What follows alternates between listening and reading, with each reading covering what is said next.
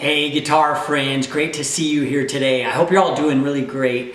A lot of people have trouble playing bar chords. They can be really difficult to play. They can be really frustrating, and trying to learn them can sometimes be so discouraging. So today I just want to share some tips with you that hopefully will give you some new ideas and maybe give you a new approach on how to go about playing your bar chords so that you can improve that. So if you're having trouble with those, stick around with me and let's get into this, and hopefully we'll be able to get you playing them and give you more confidence with these bar chords.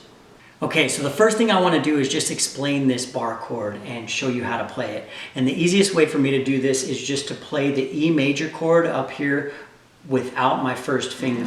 So what I'm doing is playing the third string, the fourth string, and the fifth string. And that's my E major chord. Now to play any of the bar chords, I'm just going to take that fingering and move it down the neck. And then I'm going to add in my first finger for the bar chord. So that's my F. So we go from E, F, G, and A. So a really comfortable place for me to play bar chords is right here on the 3rd fret. So this G major chord. So that's where I'm going to be playing this stuff. So find a comfortable place on the neck for you where you can kind of be relaxed and where it feels good. And let's go ahead and zoom in and look at what I'm doing here.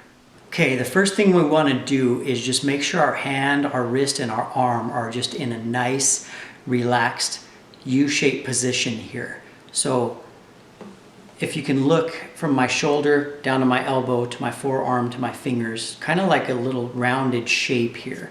And the way I get that is I get it by dropping my wrist way down lower compared to the other chords that I'm playing. So if I'm playing a C chord or a G chord or a D chord, my wrist is way up here and it's more flat, coming out of my arm. But for these bar chords, we have to drop that wrist down and really relax it. And that's going to bring our thumb right back here behind the neck, and it's going to set it right about halfway between the top and the bottom of the neck.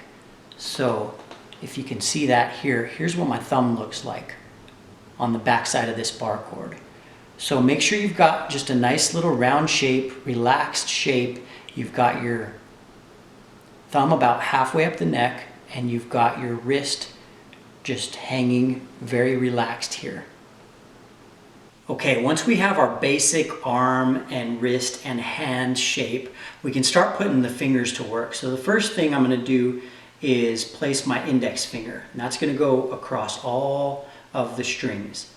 And you want to place that finger very close to the fret. You can see here that my finger pretty much covers up the fret, so you can't see it at all, but I can still play it and have every string sound.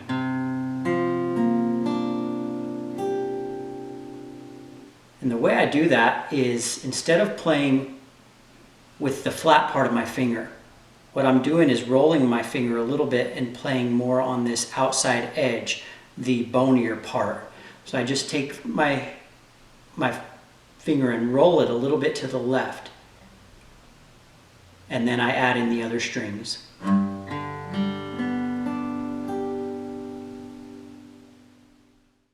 Okay, if you feel like you're doing everything right, but the chord is still not sounding the way you want it to, that means it's time for a little more experimentation and practice. So pay attention to your index finger. A lot of people will stick their index finger way up here above the neck, and it doesn't need to be that high.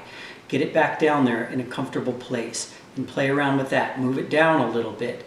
And then experiment with moving and trying to find the best place on the neck that you can play a bar chord, and the place where you get the most sound, the best sound.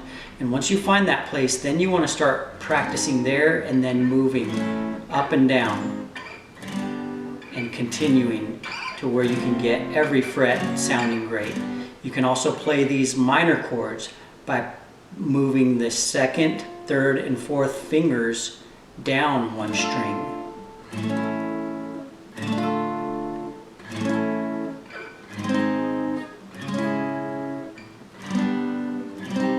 So play around, moving up and down the neck, moving up and down the strings. That'll build your strength. That'll start getting your mind and your hand trained to be in the places they need to be. And keep practicing and make sure you get that good sound on every string. You can do this, guys.